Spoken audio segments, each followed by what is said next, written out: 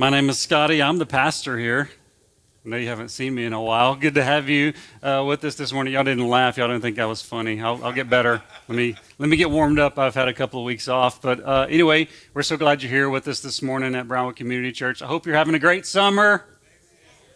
I know it's about to come to an end. I'm sorry, teachers and kids. You got to go back. Yeah, so anyway, like Katie said, we're in this series called Faithful. You know, finding faith in a world living on empty. It's like, where do we find faith? Or if we have faith, how do we grow that faith? So that's what we're actually talking about is what are the 5 things we're talking about? It's more than 5 things, but we're talking about 5 specific things that we believe shows up in everybody's faith stories on how God grew their faith. So let me tell you just a little bit of my story this morning to get started. And don't worry, sweetheart, I'm not going to tell the whole story. She gets nervous when I say I'm going to tell my story because it's a long, complicated, twisted story. As you can imagine, the product, it's like, yeah, long story. But anyway, so when I first became a Christian, I was just short of 16 years old. And so I got immediately involved in youth group after that because I became a Christian at church camp one summer after my freshman year of high school, right before I turned 16. And so when I got involved in youth group, if you were looking at our youth group at my church, you wouldn't pick me out as like the kid who was most likely to become a pastor, right? Like, people talk about, I ask people, usually one of my standing questions I ask people when I'm getting to know them around our church, whatever, is, what's your background? What's your church background? That kind of thing. Well, if you ask me that question, you say, well, Scotty, what's your church background? I'm like, well, that's darkness. I didn't grow up in church. I grew up in darkness. Like we would have said we believed in God, but we didn't know anything about God and the Bible and Jesus and all that. So when I got to church camp, I heard the message of Jesus. It may not have been the first time, but it felt like the first time. And so I became a Christian. I put my faith and my trust in Jesus at 16 years old, or just short of that. And then, like a year later, like just about a year later to the day probably, I began to feel called to ministry. And in those days, back in the 90s, yeah, I'm that old. Back in the 90s, we talked about, and my faith tradition at that point was Baptist, and so we talked about surrendering to the ministry or being called to preach, right? Okay, I didn't know the Bible. I didn't have any background in church. I had a handful of scriptures that my pastor had helped me memorize. Fortunately, I had a pastor who had enough time to devote about 6 months one-on-one to disciple me and get me going in this newfound faith that I had. But I still didn't know, I couldn't put the Bible together. I didn't spend any time reading the Old Testament. I mean, it scared me. And there was just so much that I didn't know. I was so unqualified to feel called to ministry. And talk about being called to preach, AKA public speaking. I was the kid that you were afraid might be a terrorist. And because I was that quiet and that reserved and it's like, don't talk to that kid. He might blow something up. But that was me. And I wasn't mean. I was just quiet and shy. And I took speech in like 8th grade or 7th grade, whatever they did then. And it's like any speech I gave was given like this, right? And I'm going to be called in the ministry as a pastor to preach? Yeah, right. Okay. So I didn't have all that I needed to have to be qualified to be called into what we call full-time ministry. In fact, when I became a Christian, I didn't know Christian doctrine. I didn't really know anything about how to put all this faith stuff together in a way that actually impacted my life. And, I kind of fell into a legalistic way of doing things, which really didn't end up very good. It kind of took me a while to come back to my faith after that first year. I mean, it was kind of a mess.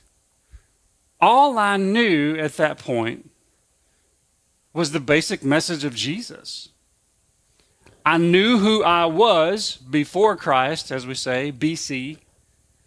And then I knew what he had done in my life when I put my faith and when I put my trust in him. So as I was called to ministry at 17 called to preach, it's like, what? This doesn't make any sense. My family's uneducated. We're poor. We're unchurched. God, really? Really, am I qualified to do this? So all I had when I said yes to ministry was a personal testimony of what Jesus had done for me. I mean, it's literally all I had. It's literally basically all that I actually knew. So my path into full-time ministry, again, is super, super complicated.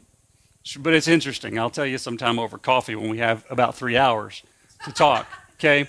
So now here's the other side of it. How I got into ministry was through music. I was a worship leader, okay? I had no music training, no musical background. There was not a single musician, singer, anything in my family. I dropped out of band in 6th grade to go to study hall, right? But here it is, I get to college, again, complicated story. I get to college, and I end up going with a friend of mine and another friend from our college ministry at the church I was involved in college, and we went to Mexico together, 3, very white boys going to do ministry in Mexico over the summer. It was kind of funny. We stood out a little bit, as you can imagine. And one of them, a good friend of mine at the time, his name was Derek Moffitt, and he was a worship leader, guitarist. And so he led worship in our college ministry and in some other places. And so he had introduced me to modern, contemporary, it was at that time, praise and worship music. I'd never heard it before. It's like, whoa, wow, this is awesome. And I was drawn into that. And so while we were in Mexico, I got him to just teach me a few chords on the guitar. And I just started playing a few chords. I didn't even own a guitar. And so that's the summer of 1993 or something like that. When I get back to school in the fall, that very next semester, one of the small group leaders in our college ministry asked me to lead worship for her small group. I knew 5 chords and 3 songs and did them very poorly. My mama even told me I couldn't sing good. How bad do you have to be for your mama to say you don't sing good? Because mamas always say their children sound good even when they don't. She was honest. It was awful, she tells me in the beginning. But I came back and she gave me, she was desperate, or she saw something in me that needed to be brought out. I don't know what it was. But I sang songs like, Lord, you are more precious than silver. Most of you don't even know those songs. They're so old. Some of you, the old timers, are like, oh, amen, let's sing that one. I'm like, no, please, don't make me sing that song.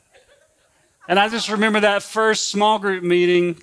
I was still so quiet and shy. It was scary. And I played my 2 or 3 songs, and it was horrible. I'd love to tell you it was the most amazing experience of my life when I said yes to Jesus to do that. And it's no, it was awful. It was awful. I left feeling embarrassed, exposed, and like a total poser, and like I didn't belong. Blah, blah, blah, blah, blah. Anybody relate to that story at all? But that's how I got started. But the question that was posed to me in that moment and at other moments along the way, it wasn't, Scotty, are you good enough to do this? Scotty, can you do this? There was a different question that was in front of me, and it's going to be the question we're talking about today, and that's, will I follow Jesus even though I feel unqualified? This series, Faithful, we're talking about the 5 things God uses to grow our faith and build. Did an amazing job explaining faith in the first part. And then last week, he talked about probably the most important part. The most important thing is that practical application. You actually put into practice what you learn and what you hear about. And this week is personal ministry. Now, it's not ministry to you. It's the ministry you do. Okay, personal ministry grows our faith because it positions us to experience God's power in our weakness. Look at your neighbor and say, that's grace. Just so you know my definition of grace. That's what grace is. That's what it looks like. So if you think about the people whose faith you admire, look around the room, you've got some people to admire their faith. And then when you engage them in conversation and you get them to tell their faith story, their faith journey, you'll hear some of these things we're talking about in this series come out in their story of faith. And one of those is this personal ministry thing. They'll eventually go, and then there was that time that I didn't feel qualified, but I said yes to leading a small group. And it required me to step out in something I didn't feel qualified to do, but I felt the calling of God to do it, and I said yes, and it was scary, and my faith grew. Or they tell you about that when they gave in, they went a little bit crazy in following Jesus and said yes to helping teenagers. And here's what you find out when you volunteer in groups like Wildfire Youth here at BCC, you find out that teenagers ask the hardest questions about faith. The questions we think are off limits, like they don't know any better. They just ask it anyway. And you got to go, dang, let me ask Scotty about that one. Right? And it'll come out that challenged them to go deeper. Or they talk about they gave in, like they felt moved by the poor, and they found a ministry to the poor that served the poor and served the hungry or something like that. And so they committed to do that, and they took their faith the way it was into that ministry where they're confronted with the brokenness of humanity, and they've got this idealistic view of God and how good God is and how much He loves us because that's been reinforced in their life through Sunday school upcoming, and they get to this adult place where they're going to serve the poor, and you're confronted with the brokenness of our world and the dissonance in what we want to believe and the reality of the state of our world. It's like we don't know how to fit them together, and it caused them to go, I can no longer stay in the shallow end of faith. I got to figure out how it works in real life. It caused their faith to grow. You'll find this in everybody's faith story, their journey of how God used some of these things to make their faith stronger. And Jesus does this with his disciples. When you read the Gospels, you see where Jesus puts them, he doesn't set them up to fail, but he knows they're going to fail. But he puts them in position to do what they know they can't do and they're not qualified to do, to teach them. Not only to do what he called them to do, but also to trust him in doing what they know that they can't do. But here's the cool thing. He also gave them a really incredible promise, which also comes to us about this. John tells us in 14:12, John says, Jesus said, very truly I tell you, this is right before Jesus was going to be crucified and then leave them on their own, not really on their own. He says, whoever believes in me will do the works I have been doing. Okay, whoa. At this point, even if you just read the book of John, the Gospel of John, it's like Jesus did some pretty amazing stuff, right?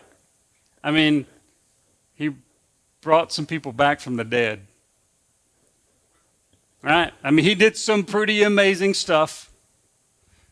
And Jesus tells his disciples, this ragtag group of people, he says, do the works I've been doing, and they will do even greater things than these because I am going to the Father. And it's like, whoa. I mean, it'd be awesome enough for me if I could just do what Jesus did. Come on, right? And Jesus' promise to his followers is, no, if you believe in me, you'll not only do what you've watched me do and done with me, you'll do even greater things. So I just have to ask you to get into this morning. What is possible if we believe in Jesus? I mean, he said it. It's in red. I've been playing with that a lot lately, haven't I? It's like, I mean, if it's in red and you got a red letter, like Jesus said it. It's a direct quote, the best they can get it in words and translations, right? So what is possible? And I'm not looking for a specific answer. I don't know that there is a specific answer, but I do know there's a whole lot more possible than we're doing today. So there's so much more. So it makes you have to wonder, okay, do we really believe in Jesus? Sometimes we just need to ask a question like this to make us imagine something greater and begin to get a vision of something greater and better that God can do it. Take a question like this and just sit with it and meditate on it and imagine what's possible. So we're going to take one example of Jesus doing this with his disciples. And it's not John that tells us this one, it's Matthew that tells us this one. The context is Jesus had just heard what happened to his friend or his cousin, his relative, John the Baptist. The connection between Jesus and John the Baptist was really important. If you read the beginning of Matthew, you'll see that. And he'd just gotten news that John had been put to death by Herod. And so it says this, when Jesus heard what had happened to John, he withdrew by boat privately to a solitary place. I mean, what do you do when you get the worst news possible? You withdraw, you get away, you gotta sit with the sadness and the overwhelming news that you just received, and that's what Jesus is doing, just like we would. And then look what happens though. It says, hearing of this, Jesus was popular, if you didn't know. The crowds followed him on foot from the towns. So he's got really bad news, wants to get away and deal with his grief about John, yet the crowds love what Jesus does. He feeds them, he takes care of them, he heals them, he does all these incredible things, so they won't let him have a moment alone. They're following him all over the place. So that's exactly what happened this time, even though he would rather be alone at the moment. And look at this. This is key. And when I was very first in ministry training, back when I was still in college, this is one of the verses that was pointed out to me. When Jesus landed, he is in the boat, when he landed and saw a large crowd, he didn't go, oh my gosh, how do I get away from these people? It's probably what I'd have been thinking if I were him. It says, Matthew tells us different. He sees the crowd. He had compassion on them. He had compassion on them and healed their sick. And so as we're talking about personal ministry and you saying yes to God's call for you into personal ministry, we got to remember that ministry should always be motivated by compassion for people. It's what motivated Jesus, and it should always be what motivates us. There are some kinds of ministry where it's easy to make it about something else, about gaining followers, about gaining influence, about having a reputation, about doing these great things. But in the beginning, I know when I got into ministry, when I said yes to ministry, I know like this was it for me. And it's been a battle to keep this at the center. So as you consider the things that God might be calling you into ministry to do yourself, always, always, always remember this, that it should be motivated by your heart of compassion for people. So Jesus is doing all this. He's had compassion, even though he's probably exhausted because he's emotionally drained about what happened to John. As he's doing this, says, as evening approached, so it's been going on for a while. Jesus has been ministering to this crowd, right? As evening approached, the disciples, they're thinking practically. Like we're Jesus' entourage. We got to take care of him, you know? We can't let the people wear him out too much. They came to him and said, this is a remote place. It's like, duh, that's what I'm meant to go, is a remote place, guys. They say, and it's already getting late. In other words, come on, Jesus, could you wrap this up? If you're married to a preacher,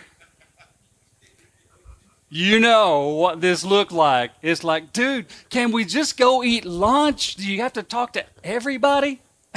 That never happens in my family. They're like, that's late, like it's already getting late. Send the crowds away. Shoo them off, Jesus, send them away. And they make it sound like they really care about the people so that they can go and buy themselves some food. Because nobody likes a hangry crowd, right?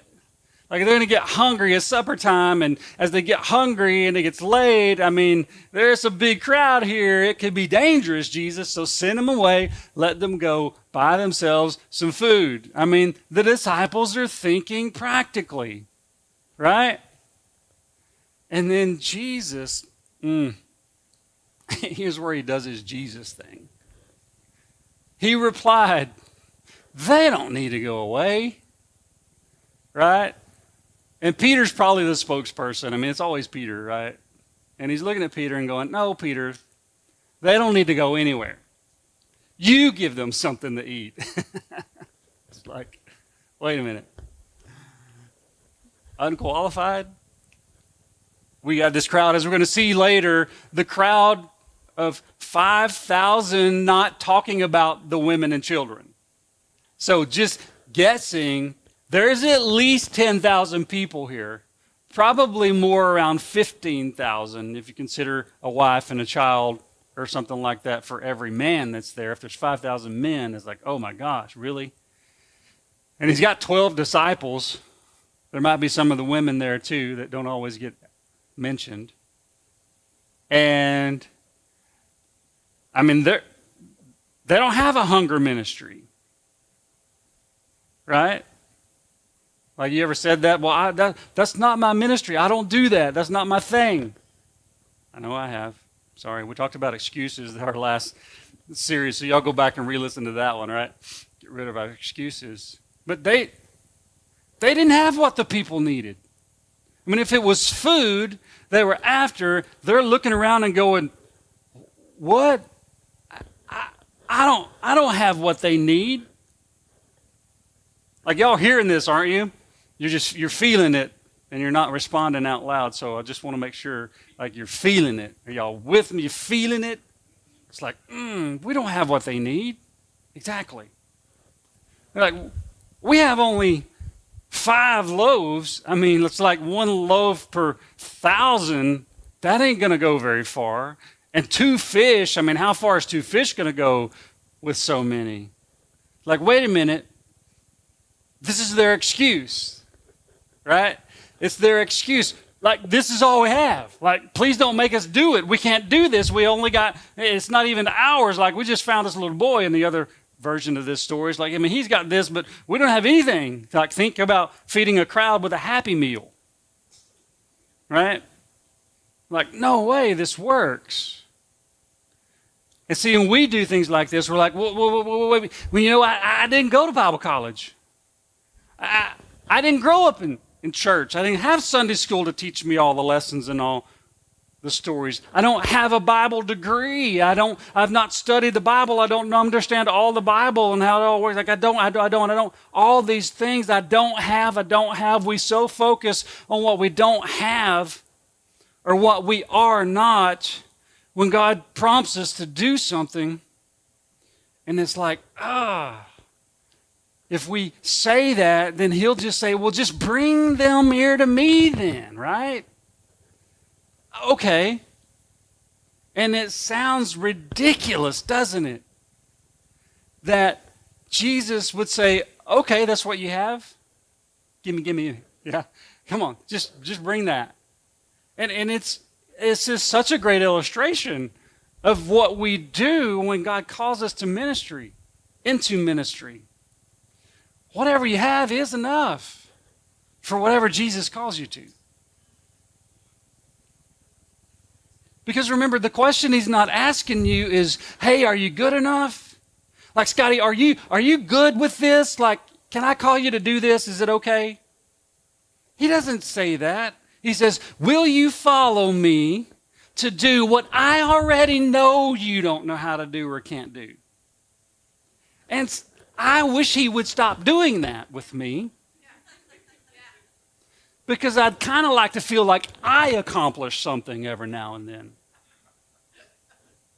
And that's why he does it, I think, at least one of the reasons he does it, so that when I do it, I can't take the credit for it, because I look back and go, I don't know how I did that. Jesus, boom. Yeah, that's kind of the point. So now look at the rest of this story. So he directed the people to sit down on the grass. And I'm just wondering, like, what are the people thinking? What are we going to do here? What's coming? And taking the 5 loaves and the 2 fish and looking up to heaven, he gave thanks and broke the loaves. And if I'm Peter and the guys who've seen Jesus do some pretty cool stuff, I'm thinking, here it comes. He's going to make it happen. He's going to take care of this. God's just going to do it. God's just going to provide. And that's not what happens. And they were probably confused. and afraid, thinking, we're going to be a laughing stock. This is going to be awful. And then he gave them to the disciples. He just took the bread and stuff. He just blessed it, broke it in two. It's like, okay, so you broke a loaf in two. What's that going to do? But he gave it to them. He gave it back to them. They said, here's what we have. He says, give it to me, blesses it, hands it back. He says, here you go.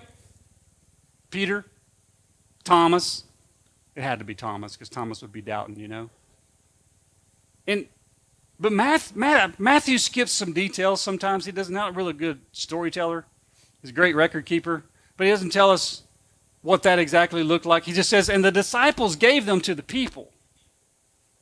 And then he gets to the end. He's like, they all ate and were satisfied. But can you imagine Peter, Thomas, walking around with like a half a loaf? Going, I don't know if you've ever served communion before, like taking one little piece at a time, you know. They wouldn't be saying the body of Christ because that hadn't happened yet, right? But they're like, here, how small a piece can I break off? Here you go. I hope this is all you need, you know. And they're walking around distributing this, murmuring under their breath, probably going, what is he thinking? We're going to be embarrassed. We're going to get mobbed because these people are getting hungry, and this isn't going to be enough. Yet Matthew tells us, as they just did what Jesus told them to do, hint, hint. Speaking about the crowd, it says, Matthew says, they all ate. Come on, really? They all ate and were satisfied. You know how it feels when you sit back at the table, like you're done, you're like, oh, that was good. Right?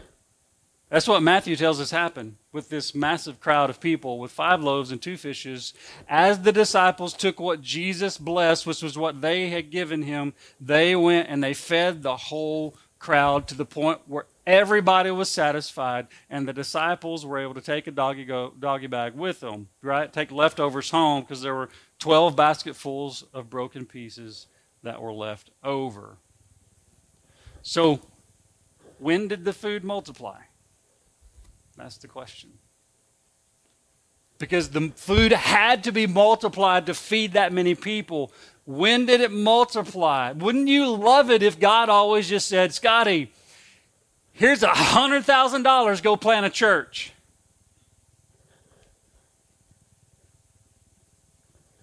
He didn't do that.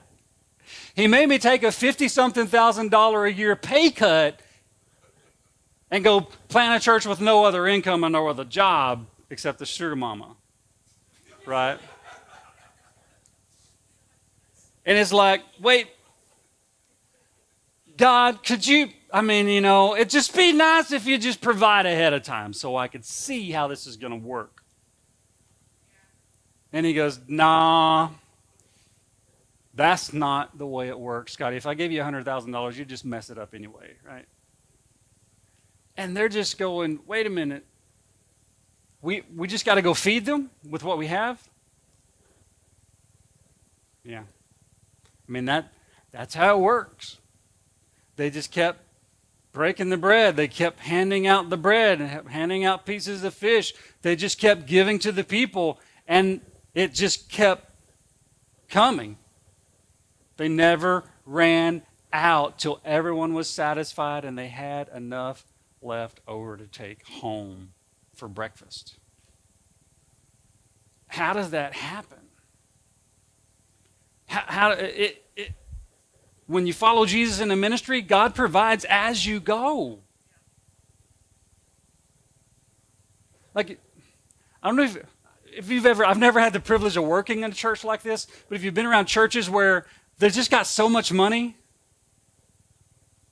like it looks cool, they got lots of programs and they like lots of stuff going on, but you get around it and it's like, it just kind of feels like a circus. Because there's no dependence on God. It's like people show up to those kind of places looking for God and all they find is the pastor. Like, you didn't come looking for me, did you? You came looking for answers to your faith questions, or you came looking, maybe even though you didn't know it, maybe you came looking for God. And so the way things work when you're going to follow God into personal ministry is He's going to provide what you need to give them as you go, not way ahead of time. It never, ever works that way. They've been in ministry way longer than I have. How does it ever work that way? It never works that way. And it's like, dadgummit. I just wish it could, but it doesn't. And the point is, when you have to walk it out that way, that's why following Jesus in the personal ministry causes your faith to grow, because you have to depend on Him. You have to trust Him. So today, here's the point. If you want your faith to grow, say yes to ministry. And I'm not saying like the ministry I do. Like we call this ministry, but you know what ministry actually means in the original language? To serve. It just means to serve. You know, and in the beginning that looked like waiting on tables and taking care of homeless, taking care of widows and orphans and those kind of things. It's hands-on helping people. That's what ministry actually is. It's not public speaking. This is important. I mean, I wouldn't give my life to do it if it wasn't important. It's important, but this doesn't define ministry. Ministry is what you are being called to do. So the question isn't this morning, do you feel qualified? So just set that one aside. I know it's in the back of your head. Set it aside. That's not the question. The question is, will you follow Jesus when He calls you to minister? You know what you need to do that? All you need is a personal testimony of what Jesus has done for you. That's what you need. In fact, the foundation of your ministry is what Jesus has done for you. You thought the foundation of your ministry was the Bible. It's not. It's a big part of it. In fact, I never read the Bible until I came to faith in Jesus. It was what Jesus did in my heart and did in my life that caused me to go back to the Bible and figure out what happened. Anybody follow me? Like, the foundation of your ministry and how you're going to minister is what God's done in you. And if He's not done anything in you, then that's what you need to go back to. Because that's the foundation. Some of the worst ministry advice, don't you love these stories? Literally, like the worst piece of advice about ministry that I ever received in my life in ministry was, Scotty, you need to lean on your training and your education a lot less than you lean on your experience and your passion. I knew immediately that was like the dumbest piece of advice I'd ever been given. And I went, no, that's stupid. Why would I do that? My life verse says this: trust in the Lord with all your heart and lean not on your own understanding. I thought, I'm going to take that guy's advice as I continue in my ministry. It's not about my understanding. Now, my position requires a lot of understanding, and that's okay. And as you follow Jesus, you should probably grow in your understanding. But that's not where you start. That's not what you lean on to minister to people. No. Don't lean on your own understanding. Your foundation for your ministry is what God has already done in you, for you, through you. So, I'm going to make a promise to you. Is that okay? Y'all trust me? You're like, I don't know. If you will follow through with following Jesus into personal ministry, you will be amazed. I promise you. You will be amazed at what He can do through you. If, it's a big word, isn't it? If you will say yes to Him and follow Him into it. So guess how I want to end the service today? The staff are like, yeah, he set this one up good. We need you to serve here. At Brownwood Community Church, did y'all know we need to serve people in Brownwood Community Church? Like even just to do Sunday morning, we need people to serve. And some of you do, most of you do, some of you do above and beyond, and that's awesome. But some of you are still kind of on that fringe of, I just don't know if I can. I just don't know if I'm qualified. And I just want to tell you, you don't have to be. You don't have to be. All you got to do is be willing to say yes and be able to share with people or with children or with teenagers, hint, hint, what God has done in your life. So here's a few ways you can say yes to ministry, okay? And then I'll close and let us go. It's not my fault. It's the worship team. They went long. I didn't. No. I'm just kidding. Nursery. And you're thinking, is that really ministry? Okay. Let me remind you about your life with infants and toddlers. Those of you who's already been through that phase of life. Do you remember how tired and exhausted you were? Just nod at me. The moms in the room are going, yeah, I remember that, and I'm so glad I'm not there anymore. We're way past that phase, but we've been there, and I remember it well, and she did most of the work, but I was exhausted, especially when the second one came along. It's like, oh my gosh, will we ever get out of this? Can you imagine what it does for a young mom or a young father or both parents when you're willing to really take care of their child in the nursery while they're able to be in here and worship and experience the presence of God, the encouragement and the equipping and the being built up, like just for an hour? And I know my child is so well taken care of and being loved. I don't know about you, but I think that sounds like ministry. If you say yes to that, you're saying yes to ministry. And the moms love you and appreciate you for it. It's particularly the moms, the dads too. And then BCC kids, you're like, oh no. But I'm just telling you, our kids pastor, Amy Ripple, is amazing. I don't know if you've met her yet. She's never out here. She's with the kids. And she's amazing. And she's awesome. And if for no other reason, you just want to hang out with her because she's so dadgum cool and amazing. So say yes to kids ministry. Or, if you're just really crazy, they're always looking for help, and particularly those who are just willing to sit and listen. Not to Katie preaching, but that's okay too. Like, she's pretty good, if you hadn't noticed. But to these kids, these teenagers. And sometimes it's not just the hard questions, it's their insight into things. You're like, dang. If you want to say yes to ministry, maybe you say yes to Wildfire Youth. And then this one, as far as Sunday mornings, this is one of the most important jobs you can do. Our Connect team. So you think about the kind of church we're trying to be. That's so welcoming and open and affirming to all kinds of humans, all kinds of people. And we've done a pretty good job of that. You know who's the most important people to make sure that new people, do you remember what it's like stepping into a new church the first time? How awkward and uncomfortable it is. And the Connect team are the first people you come into contact with at BCC. And we have some amazing people that do it, and you feel immediately, at home, or at least welcome. That's our goal.